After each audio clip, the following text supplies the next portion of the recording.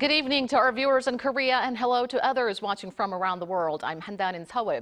From critical minerals and energy to infrastructure and advanced technologies, Korea is expanding its economic footprint in Central Asia.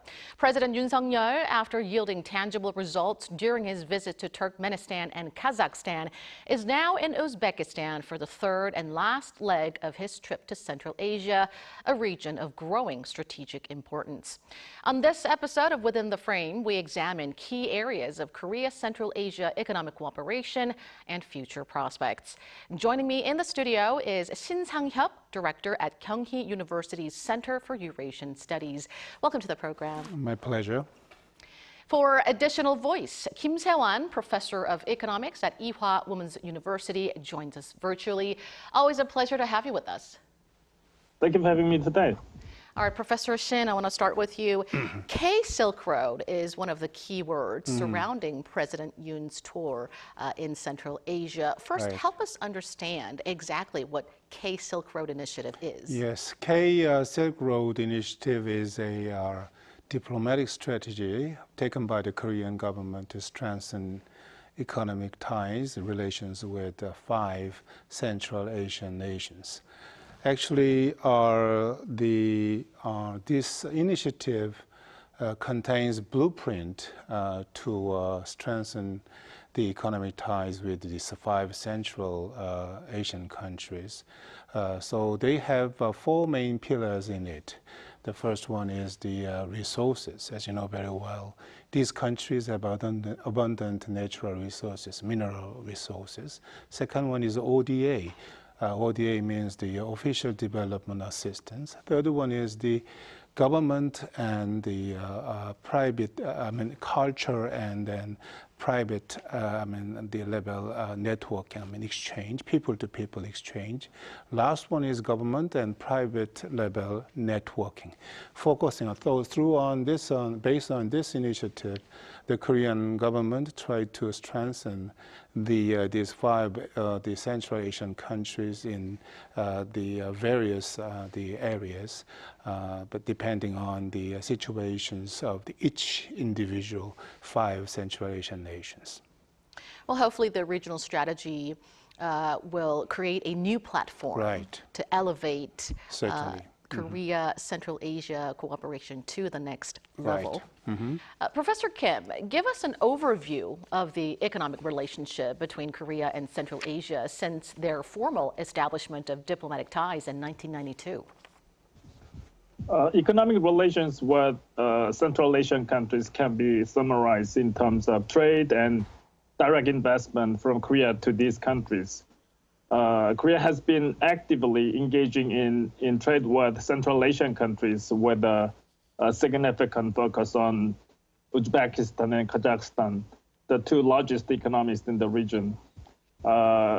Korean exports automobiles, electronics, machinery, and chemical products to these countries, while importing natural resources such as oil, gas, and minerals, as Professor Shin pointed out.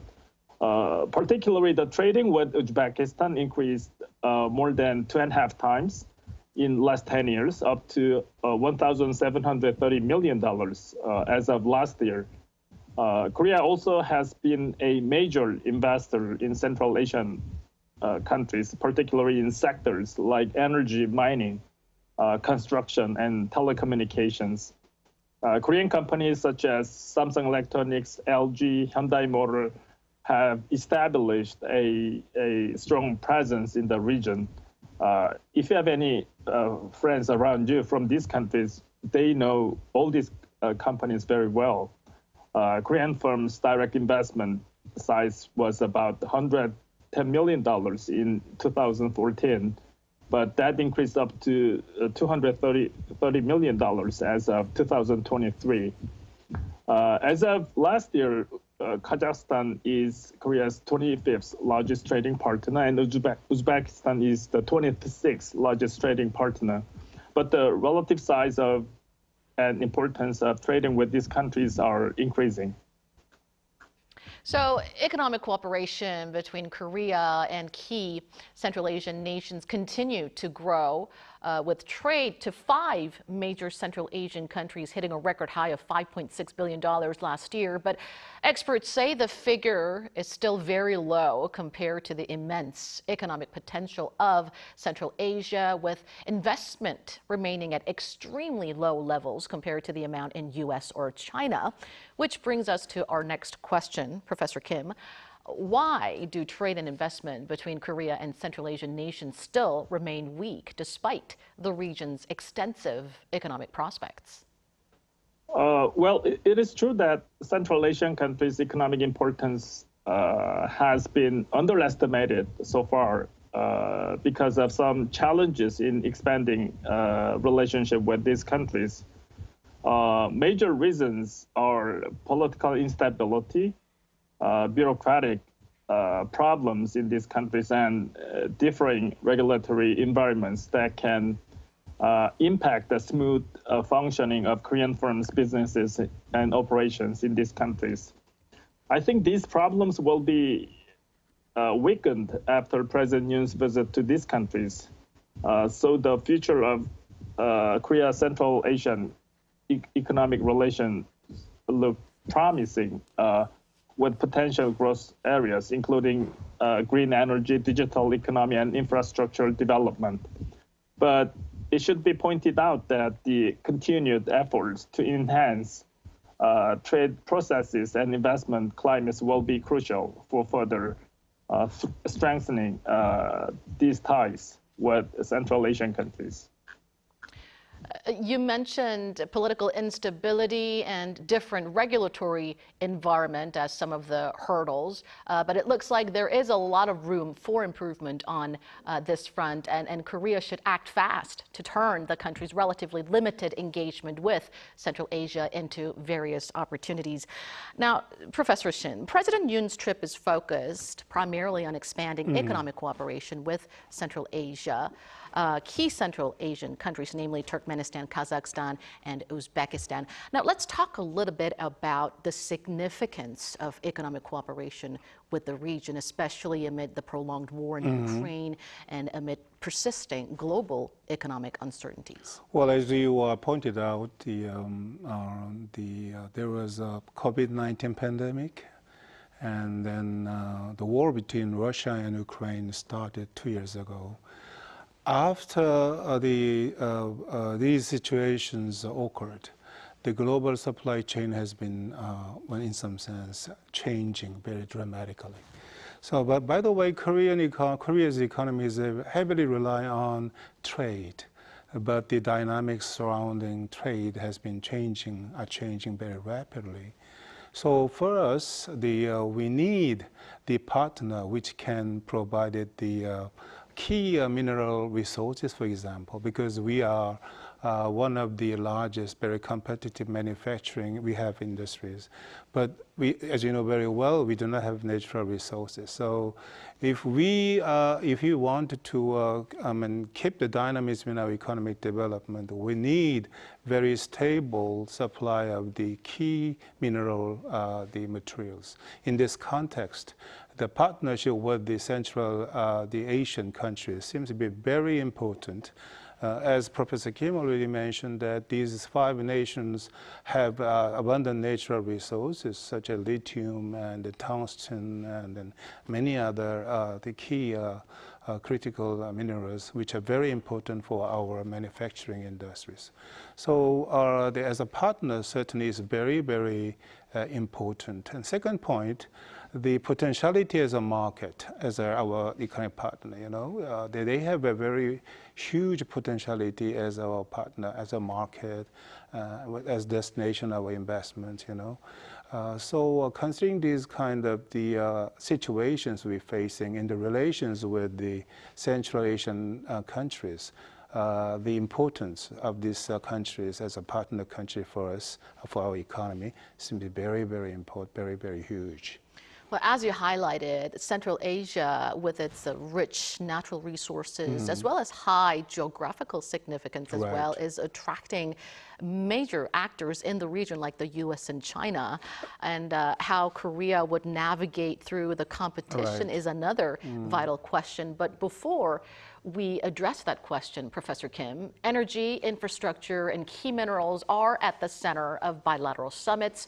Korea and Turkmenistan have agreed to expand cooperation in large-scale energy and infrastructure projects, expected to be worth a total of $6 billion, while MOUs across various fields were also signed in Kazakhstan.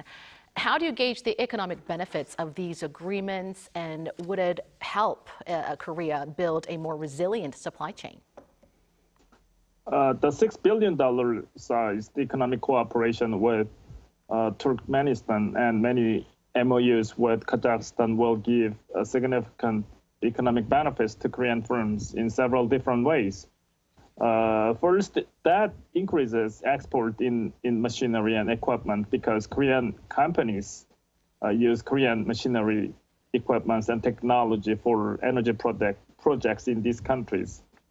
Also, Korean firms specializing in engineering, procurement, and construction services gain significant contracts related to these energy projects in these countries. Also, Turkmenistan energy projects in gas and oil extraction and processing helps Korea's diversity in its energy dependence on Middle East countries, which is very important in securing our energy procurement. Also, participation in infrastructure projects like roads, railways, and urban developments broadens the scope of Korean economic engagement in Turkmenistan and Kazakhstan. It looks like it's all about critical minerals and supply chains in particular these days, and we cannot stress their importance enough. And this, of course, as they're vital to a country's economic as well as national security. Hopefully, cooperation with Central Asia will help Korea diversify its mineral supply chains as well as its gas resources amid intense global competition and growing protectionism. Professor Shin, digital transformation and city infrastructure building projects, as Professor Kim has just alluded to, are also at the center of attention. What are your prospects for Korean companies' entry into Central Asian markets in those areas? Well, I think the prosperity is very bright. What I mean is that, our digital transformation is a kind of global trend. So on the part of the 5 Central Asian countries, they should embrace this shift very rapidly in order to remain as emerging as one of the main actors in the global economy in the future. So certainly, the Korean companies have the many advanced technologies, and also enough, not enough, but quite enough experiences. So on the part of the Central Asian countries, they should learn this kind of technologies, advanced technologies, and our experiences from Korea. So Korea, certainly on the part of Korean companies, we have the huge opportunity to enter into these Central Asian countries. And then our city infrastructure building project. Yes, the building new cities in these countries, right, can be another opportunity for Korean companies. I think particularly smart city projects. Those things also need we Korean companies have enough experiences, expertise, and technologies, So our so-called win-win situation can be created by using the Korean advanced technologies and experiences. Certainly Central Asian countries could have achieve the very remarkable achievement in their efforts to achieve economic development. A second one, which I want to add it up, is that green growth, and there are several other areas which South Korean, Korean companies and the Asian countries could cooperate further in the future. So cooperation between Korea and the Central Asian region looks very promising in those avenues as well, including the green growth area. Professor Kim, what are some other areas of economic cooperation Korea and Central Asia can explore to seek new opportunities and unleash the region's potential? Of course, other than economic cooperation in energy and infrastructure sector, there are quite a few more possible areas that Korea can expand economic relation with these countries. IT and telecommunications are two of the most promising areas. Korea's advanced IT technology sector has found a market in Central Asia, and that market is growing fast in telecommunication market. There have been significant investment in telecommunication infrastructure, IT service, and digital transformation projects by Korean firms. Also, Korea has been active in providing education and vocational training programs in Central Asia. These initiatives aim to enhance the skills of the local workforce, particularly in technology and engineering sector. Other important area would be cultural exchange. Beyond economic interest, cultural exchange programs have been promoted to foster mutual understanding and goodwill, which indirectly supports economic relations by creating a more favorable environment for business and investment. The cultural sector, of course, also has vast untapped potential of cooperation between Korea and Central Asia.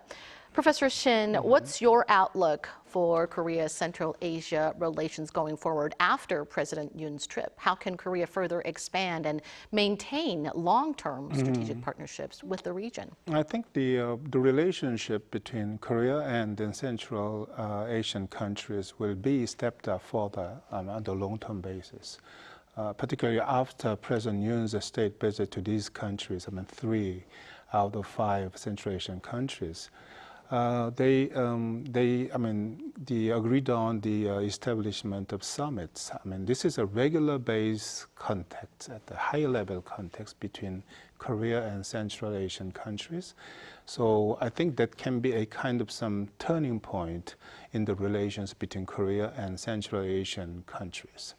Another one actually, that is the situations facing these 5 Central Asian countries needs new partner, such as Korea. That means the U.S. and China, these are the global powerhouses. They are very strong. And they are also have striving to strengthen the ties with the Central Asian countries because of the many reasons we have discussed so far, economic reasons and political reasons. But on the part of the 5 Central Asian countries, comparing with these big powers, they are small countries, right? Maybe they can feel a kind of, they feel pressured maybe in some sense. So they want to diversify the relations. So in this context, Korea is the best, one of the best and appropriate partners for these countries. So they welcome the Korean government approach to them. So this will be very important for the future relations between Korea and Central Asian countries. Lastly, I think as I already explained very briefly, Korea has advanced technologies in many areas, including the future industry, so-called. And then we have experiences. We were one of the poorest country in the world, but we became one of the donor country one of the donor countries in the world, maybe one a single donor country in the world. So we can provide our experiences to them, which should be very, very important lessons for them to achieve economic development. So considering all of these, I think after President Yoon's state visit to these countries, I think the relations between Korea and Central Asian countries will be strengthened further. It can be upgraded to a one more stage high, I think. And Dr. Kim, as Professor Shin has briefly mentioned, global competition is fierce to expand ties with Central Asian nations, with Western countries as well as China and Russia vying to increase their influence in the region. What is Korea's own selling point, and what are some ways to further expand and diversify economic cooperation with the region? That is a very important point in extending economic and diplomatic relations with these countries. Compared to other countries, the first edge of Korea would be providing Korea's rapid economic growth model and developing experience, as Professor Shin explained well. And Korea's transformation from a developing country to a highly industrialized economy serves as a model for economic development and development that Central Asian countries can emulate. And also Korea can share its experience and know-how in economic planning, industrial policy, and technological innovations. Another points are, I think, K-pop and Korean wave. The global popularity of Korean culture, like K-pop dramas, cuisine, creates a positive impact and foster goodwill, which can translate into stronger economic ties. In addition to Korean waves, Korea's strong emphasis on education and human resources development will be also welcomed by Central Asian countries. Collaborative programs and scholarships from Central Asian students can build a long-run relation and enhance local skills too. All right, we'll be looking forward to active exchanges between Korea and Central Asia that are mutually beneficial and sustainable. Thank you as always, Professor Kim, for your insights. Thank you very much. And many thanks to you as well, Professor Shin, for your analysis. Thank you.